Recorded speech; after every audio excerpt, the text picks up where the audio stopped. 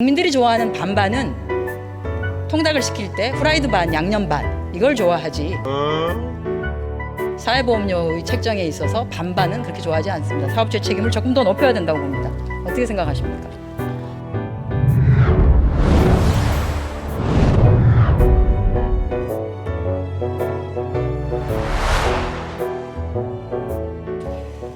존경하는 국민 여러분, 박병석 국회의장님과 선배 동료 의원 여러분, 정세균 국무총리를 비롯한 국무위원 여러분, 서울 강서병 출신 한정혜 국회의원입니다. 지금 이 순간에도 코로나19 확산 저지를 위해 헌신하고 계신 의료진과 관계 공무원 여러분께 진심으로 존경과 감사를 드립니다. 코로나19로 세계 경제는 장기 침체가 예상됩니다. 우리 정부는 한국형 뉴딜의 추진으로 경제 위기를 극복하겠다는 전략을 밝혔습니다. 무엇보다 경제 위기 대응의 핵심은 위기에 취약한 국민을 보호하는 사회 안전망의 확충 및 강화가 담보되어야 할 것입니다.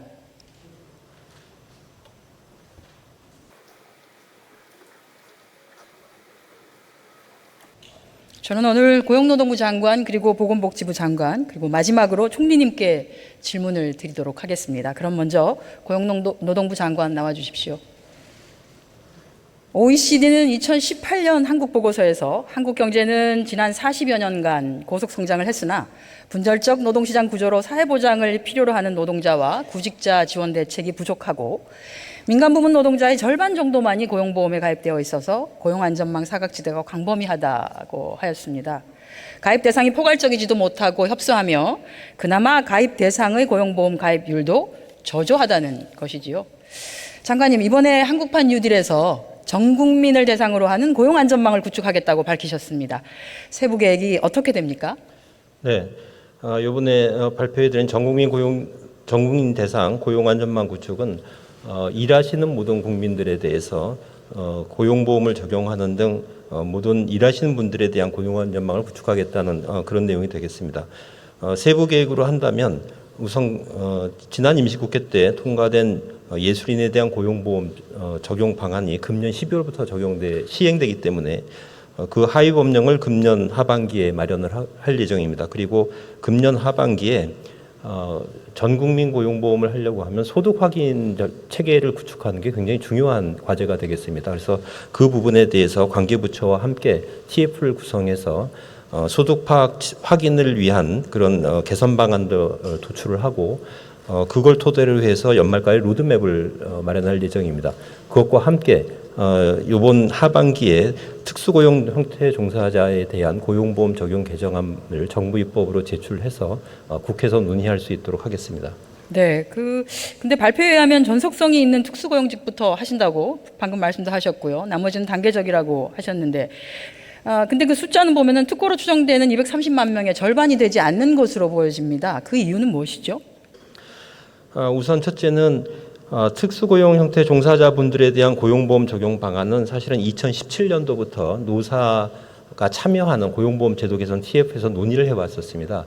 그 과정에서 일단 현행 고용보험 체계가 사업주의 신고를 바탕으로 하는 고용보험 적용을 전제로 하고 있기 때문에 사업주의 신고를 통해서 고용보험을 적용할 수 있는 직종부터 적용한다라는 그런 논의를 했었고, 그 과정에서 1차적으로는 산재보험 적용하는 14개 직종에 1차적인 적용을 하고 그 사이에 소득 파악 체계를 구축해서 그 다음 단계로 이행해 간다라는 그런 계획을 수립했었습니다. 목표에 해당되는 2025년에는 모든 일하는 국민까지를 가기 위해서는 최소한 2022년에는 자영업자를 제외한 모든 대상, 우리가 흔히 말하는 플랫폼 노동자, 특고 노동자 할 것 없이 이런 분들이 다 포섭이 되어야 하지 않을까 하는 생각을 합니다. 그것과 관련해서 잠깐 다음 표를 좀 봐주시도록 하겠습니다.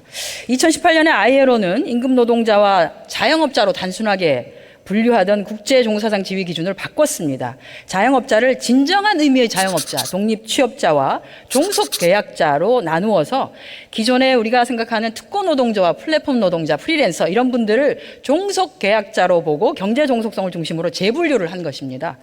장관님, 이러한 ILO 기준에 따른다면 우리 역시 특고와 플랫폼 노동의 경제종속성에 따라서 그 방점을 두고 노동행정 기준도 좀 달라져야 하지 않나요? 예, 우선 의원님께서 말씀하신 종속 계약자를 영어를 우리나라에 맞춰서 어떻게 번역할 것인가에 대한 조금 더 논의가 필요합니다만, 요 분들이 바로 우리 사회에서 논의되고 있는 특고분들이 여기에 해당하는 분들이라고 생각합니다. 과거에는 자영자로 분류가 했습니다만 새로운 아이오 분류 기준에 의하면 바로 자영업자가 아닙니다. 자영업자가 아닌 분류로 분류가 되어 있습니다. 그래서 우리나라도 여기에 입각해서 그런 노동 정책도 변형이 되어야 된다고 생각을 하고 있습니다. 네, 그렇게 생각하시면 정말 다행인데요. 디지털 경제로의 전환은 플랫폼 노동이 앞으로는 일반적인 그리고 일상적인 고용 형태가 될 것으로 전망되고 있습니다. 지난 5월에 중노위는 타다 드라이버의 근로자성을 인정하는 판정을 내리기도 하였습니다. 타다와 같은 플랫폼 기업이 만드는 것은 직업이 아니라 사람을 쉽게 쓸 수 있는 환경이라는 커뮤니티입니다. 알고리즘을 통해서 노동자를 통제하고 지시하며 일방적으로 업무 계약을 종료합니다. 근로계약이 아닌 업무 계약을 이유로, 또 근로계약을 통한 전속성이 담보되지 않는다는 이유로 아무런 보호를 받지 못하고 있습니다. 이러한 새로운 고용 형태를 사회 안전망 내로 끌어들이는 것이야말로 정부의 역할이라고 생각합니다. 그러나 노동부는 좀 아쉽게도 지난해 5월에 타다 드라이버의 근로자성을 판단하는 관련 사건을 접수하고도 아직 처리조차 하지 않고 있는 실정이기도 합니다. 플랫폼 노동을 대하는 노동행정의 현주소, 이래서는 안 될 것 같습니다. 어떻게 생각하십니까? 플랫폼 노동이 디지털 경제로 전환해 가면 플랫폼 노동이 앞으로 더 늘어날 거라고 생각합니다. 플랫폼 노동 자체는 플랫폼을 이용해서 노동력을 거래하는 노동 형태를 얘기하기 때문에 구체적인 노동 형태에 따라서는 특고일 수도 있고 임금 근로자일 수도 있고 자영업자 프리랜서일 수도 있다고 생각합니다. 그것은 사실 그 일하는 형태를 구체적으로 보면서 분류를 해야 할 것입니다만, 앞으로 이 플랫폼 노동에 대해서 디지털 경제로 이행하는 과정에서 고용이 소득의 불안정을 사회적 보호를 하기 위해서는 이분들을 사회적 보호 체계로 포함시키는 것이 가장 중요한 국가에서 추진할 정책이라는 생각을 가지고 있습니다. 네, 장관님 발언 중에서 플랫폼 노동은 그냥 노동력을 거래한다라고 말씀하셨는데요. 저는 약간 그건 조금 위험한 발언이 아니신가 하는 생각합니다. 때로는 노동자가 플랫폼에 종속되어서 경제적으로 종속되어서 일하고 있는 경우가 많기 때문에 조금 다른 방식으로 접근을 해야 된다고 보고요. 디지털 경제는 사업주도 작업장도 보이지 않는 비대면의 가상 공간에서 이루어지는 것이 대부분입니다. 고용에서의 전속성이나 종속성을 따지는 우리 과거의 패러다임에 젖어 있는 현재의 노동행정 기준은 시대에 맞지 않기 때문에 달라져야 한다고 봅니다. 그렇게 동의하시죠? 물론 의원님 말씀에 동의 드리고요. 플랫폼 노동에서 어떻게 종속성의 징표를 찾아갈 것이냐, 또는 플랫폼 업체가 사회적 보호 체계에서 어떤 역할을 담당해야 하느냐에 대해서는 많은 사회적 논의가 필요한 것인 것 같습니다. 그래서 이와 관련해서는 경제사회노동위원회 또는 일자리위원회에서 여러 노사정 간에 많은 논의를 하고 있다는 말씀을 드리겠습니다. 네, 어떤 것은 사회적 대화에만 맡길 것이 아니라 가고자 하는 방향을 정확하게 설정하는 것이 정부의 역할이라고 봅니다. 시간제 노동, 단기 계약, 여러 명의 사업주를 두는 노동 형태는 앞으로도 더 많아질 것이고요. 전속성 여부를 따지는 과거의 패러다임으로 4차 산업, 디지털 경제에 변화하는 고용 형태를 보호할 수 없습니다. 그런 차원에서 접근해 주시면 좋겠습니다. 다음, 우리나라는 OECD 보고서에 따르면 우리나라는 건강상 문제가 있는 노동자에게 소득을 보장하는 제도를 가지고 있지 않습니다. 사실입니다. 보고서는 한국은 노동자의 질병에 대한 사업주의 책임과 법정 사회 지원이 부족하다라고 명확히 하고 있습니다. 이는 매우 부끄러운 일입니다. OECD 가입 36개 나라 중에서 26개 나라가 사업주가 부담하는 법정 유급휴가 제도를 운영하고 있고요. 작게는 2일에서 많게는 2년까지 보장합니다. 직장 근로자는 이렇게 유급병가에 의해서 상병수당 제도를 통해서 보호받고 지역가입자는 상병수당 제도를 통해서 보호받습니다. 우리나라는 유급병가도 상병수당도 없는 OECD 유일한 나라입니다. 어떻게 생각하십니까? 대부분의 국가에서 이런 어떤 형태로든지 간에 아팠을 때 업무 외의 이유로 해서 아팠을 때 쉬면서 치료를 받을 수 있는 제도를 운영하고 있는 건 사실입니다. 그리고 우리나라의 경우에는 산재보험에 의해서 업무상 질병 부상으로 인해서 휴업할 경우에 대한 제도는 갖고 있습니다만, 지금 의원님께서 말씀하신 것처럼 업무 이외의 질병 부상에 대해서는 그런 제도를 가지고 있지 않아서 이 부분에 대한 필요성이 있다고 생각합니다. 그런데도 이번에 K-뉴딜 안전망 대책에 병가제도와 관련한 대책은 보이지 않습니다. 우리나라 유일의 병가제도는 근로기준법이 아니라 감염병의 예방 및 관리에 관한 법률에 있습니다. 좀 아이러니하다고 생각하지 않으십니까? 예, 그런 측면은 있고요. 감염병 예방법에서 감염병이란 상황 때문에 불가피하게 그쪽에 규정이 있었던 거인 것 같습니다.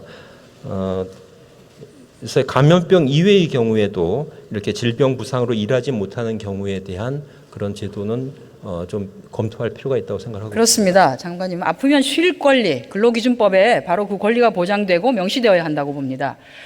기간보다 더 중요한 것은 치료를 받는 동안 고용이 보장되는 것이 중요합니다. 해고 등 불리한 처우를 당하지 않아야 향후에 상병수당 제도가 도입된다 하더라도 마음 편하게 치료를 받을 수 있지 않겠습니까? 병가, 상병수당, 이 모든 것은 기본적으로 원래의 일터, 원래의 직장으로의 복귀를 전제로 하는 것이기 때문입니다. 반면에 공무원은 60일의 유급병가를 보장받고 최대 2년까지 유급휴직이 가능하고 공기업이나 대기업 등은 취업규칙과 단체협약으로 공무원 이상의 유급병가를 쓸 수도 있습니다. 임금뿐 아니라 휴일 병가조차도 공공과 민간, 대기업과 중소기업의 격차가 심하니 청년들이 몇 년이 걸리더라도 공무원, 대기업, 공공기관 이렇게 취업 준비에 매달리게 된다고 봅니다. 장관님, 아플 때 조기 치료해서 건강을 회복하는 것은 개인의 삶에도 중요합니다만 저출산 고령화 시대 건강한 노동력 공급 측면에서도 필수적이라고 봅니다. 쉴 수 있는 권리가 없다면, 돌아갈 일자리가 없다면 상병수당 제도가 무슨 소용이 있겠습니까? 2022년 상병수당 제도 도입과 같이 병가 제도가 시행될 수 있도록 근로기준법이 개정되어야 한다고 봅니다. 어떻게 생각하십니까? 저희가 이번 한국판 뉴딜 계획에 내년에 상병수당에 대한 검토를 연구 용역을 하고 그걸 토대로 해서 22년도에 시범 사업을 실시하도록 이렇게 되어 있습니다. 상병 병가 제도는 상병수당하고 밀접한 관련이 있다고 그렇습니다. 생각합니다. 예, 그래서 상병수당에 대한 연구 용역을 진행한 것과 맞춰서 저희도 병가 부분에 대한 검토를 한번 해보도록 하겠습니다. 네, 들어가셔도 좋습니다. 보건복지부 장관님 나와 주십시오. 네, 장관님, 국제사회보장협회 우리나라도 가입되어 있는데요. 182개 나라 중에서 163개 나라가 상병수당을 운영 중입니다. 말씀드린 것처럼 우리나라는 포함되어 있지 않습니다. 아태지역 51개국이 있는데요. 상병수당이 도입되지 않는 12개 나라가 있는데 그중에 대한민국이 들어가 있습니다. 다행히 이번 K-뉴딜 대책에 상병수당 제도가 포함되었습니다. 그런데 보건복지부는 21년에 연구 용역하고 2022년에 저소득층을 대상으로 시범 적용하겠다 이렇게 밝혔습니다. 건강보험 가입자 전체를 대상으로 바로 도입하지 않는 이유는 무엇이죠? 예, 의원님 말씀하신 대로 우리나라 건강보험 제도는 비교적 잘 되어 있는 걸로 평가를 받으면서 정작 건강보험 제도의 주요 내용 중에 하나인 상병수당 제도는 아직 도입 안 되고 있습니다. 다른 나라에서 한때는 상당히 최근까지 우리나라가 건강보험 제도를 시행하고 있지 않은 국가로 분류된 적도 있습니다. 그게 건강보험 제도의 가장 핵심적인 시행 내용인 상병수당 제도가 없었기 때문입니다. 물론 그걸 보고서를 발행하는 미국에 이의를 제기를 해서 정정을 시켰습니다만은 의원님 말씀대로 지금 건강보험법상으로는 상병수당을 지급할 수 있도록 이미 법에는 규정되어 있습니다. 임의조항으로 되어 있는 그 시행령에다 미뤄놨는데 시행령상으로 만들 수 있는 그런 규정입니다. 말씀하신 대로 저희들이 일거액을 다 못하는 것은 여러 가지 관련 제도들이 많이 있습니다. 실제로 우리가 그동안 건강보험 제도가 거의 40년 가까이 감에도 불구하고 상병수당 제도 없이도 건강보험 제도가 운영될 수 있었던 것은 또 그 나름대로 다른 사회적인 여건들이 있었습니다. 그래서 그런 조항들하고 잘 관계도 저희들이 봐야 되고 또 특히 이게 막대한 재원이 소요됩니다. 건강보험제도는 기본적으로 보험제도이기 때문에 가입자들의 보험료로 운영되는 제도라서 바로 또 국민들의 가입자들의 그 보험료 정액으로 연결될 수 있어서 좀 신중하게 다룰 필요는 있습니다. 물론 초기에는 일정 소득 이하의 저소득 근로자들이나 저소득 일반 지역가입자들 중심으로 이걸 전개할 것으로 저는 기대합니다만은 그 경우는 또 일정 부분 국고 부담도 들어갈 것이고 해서 저희들이 좀 신중하게 이 제도를 설계하고자 하고 그러나 길게는 끌지 않고 올해 내년에 걸쳐서 연구 사업이 되면 2022년부터는 말은 시범 사업이지만 실제 본 사업에 준하는 그런 좀 가감한 사업을 실시하고자 그렇게 준비를 하겠습니다. 다음 표를 좀 보여주시겠습니까? 예. 네. 재정 말씀을 하셔서 이게 지난해에 건강보험공단이 실시한 상병수당 제도 도입에 따른 추가 소요 재정 시뮬레이션 결과입니다. 대기 기간을 7일로 하고 소득의 50% 비율로 180일, 즉 6개월까지 수당을 지원하는 데 드는 비용은 7,324억 원입니다. 1년에. 이 중에서 공무원과 교원, 의료급여 대상자를 제외하면 각 모델에서 1천억 원씩이 감소됩니다. 지원 일수를 180일이 아닌 연간 45일로 하면 1,500억도 들지 않습니다. 그런데 사회안전망 강화 예산 어디에도 이 1,500 정도 되는 예산조차도 포함해 있지 않다는 것은 굉장히 유감스럽습니다. 이 정도의 재정 추계에도 불구하고 2022년에 저소득층만을 대상으로 시범 도입하겠다는 것은 좀 답답하다는 생각이 듭니다. 상병수당 제도가 조속히 도입될 수 있도록 또 전 가입자를 대상으로 시행될 수 있도록 해주시기 바랍니다. 예, 최선을 다하겠습니다. 다음은 재원 말씀하셔서요. OECD 국가의 상병수당 운영 재원을 좀 살펴보도록 하겠습니다. 저기는 의료보장은 조세로 운영하고 상병수당 보험을 별도로 운영하는 나라들인데요. 대개 고용주가 전액 부담하는 나라가 대부분입니다. 마찬가지로 의료보장은 건강보험으로 하고 역시 상병수당 보험을 별도로 징수하는 국가보험료를 살펴보면 핀란드를 제외한 나라들이 대개 다 사용자의 부담이 노동자의 부담보다 높게 설정되어 있습니다. 근로자와 사용자가 절반씩 부담하는, 반반 부담하는 우리나라 사회보험 체계는 아주 예외적입니다. 사업주의 책임을 더 많이 부담해야 합니다. 국민들이 좋아하는 반반은 통닭을 시킬 때 후라이드 반, 양념 반 이걸 좋아하지 사회보험료의 책정에 있어서 반반은 그렇게 좋아하지 않습니다. 사업주의 책임을 조금 더 높여야 된다고 봅니다. 어떻게 생각하십니까? 예, 물론 사회보험의 종류 중에서는 산재보험의 경우는 전액 다 당연히 사업자 부담을 하고 있고 그 외 국민연금이나 또 건강보험 이런 부분들은 전통적으로 50대 50으로 부담해오는 것이 우리나라 사회보험 제도의 그 기본적인 틀이었습니다. 그러나 이제 그 보험급여의 성격에 따라서는 사업자가 더 부담할 수도 있는데 그래서 저희들이 좀 더 신중하게 여론을 수렴하면서 검토해 나가도록 하겠습니다. 타국의 사례를 많이 참조해 주시기 바랍니다. 네. 네, 들어가셔도 좋습니다. 네. 네, 총리님께 질문 드리도록 하겠습니다. 네, 총리님께서는 코로나 방역 관련 중앙재난대책본부장으로 계시기 때문에 아프면 쉬기가 얼마나 중요한지 잘 아시리라 생각합니다. 그러나 대다수의 노동자 또는 자영업자는 아파도 쉴 수 없는 것이 현실인데요. 어떻게 또 보시고 느끼셨습니까? 예, 저희들이 방역 수칙으로 개인 수칙으로 아프면 쉬시라고 말씀을 하면서도 한편으로는 과연 아프면 근로자가 쉴 수 있나 하는 생각도 하고 있어서 하여튼 우리 사회가 하루빨리 그야말로 대타협을 이루어서 아프면 쉴 수 있는 그런 대한민국으로 가야 된다고 생각합니다. 네, 총리님께 당부를 좀 드리겠습니다. 이미 상병수당이나 유급병가를 실시하고 있는 수많은 나라들이 있습니다. 그 사례들을 좀 참고하셔서 일정 정도의 수준에서 첫째는 OECD의 권고처럼 고용주의 법적 책임을 좀 강화해 주시고 둘째는 공적 영역에서 재원 조달을 통해서 일하는 모든 사람이 아프면 제대로 보호받을 수 있도록 그렇게 제도를 개선해 주시기 바랍니다.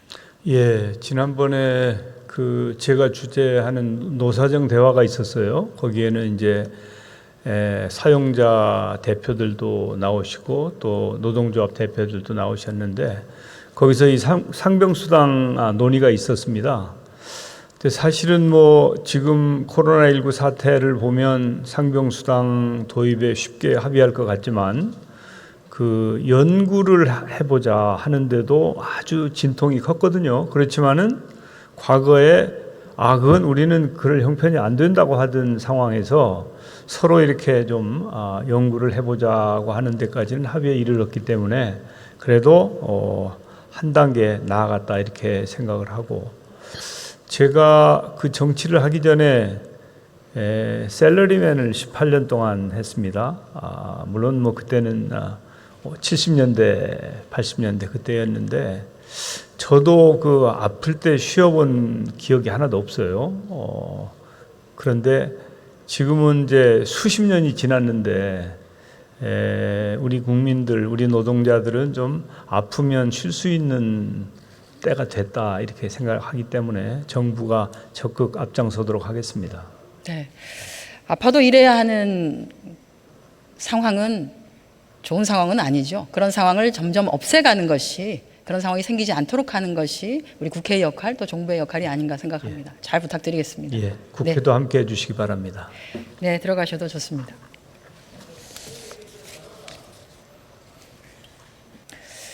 존경하는 국민 여러분, 선배 동료 의원 여러분, 그간 우리 사회는 외환위기, 금융위기 등 많은 경제위기를 겪어왔습니다.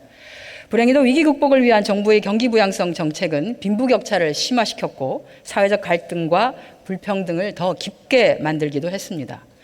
우리는 또다시 코로나19라는 위기에 직면했습니다. 하지만 우리는 과거의 실패를 반복해서는 안 됩니다. 한국형 뉴딜은 우리 사회를 사람 중심의 경제로, 그리고 사람이 우선인 사회로 바꾸는 사회개혁의 대전환점이 되어야 한다고 생각합니다. 선배 동료 의원 여러분의 많은 관심과 협조를 부탁드립니다. 경청해 주셔서 고맙습니다.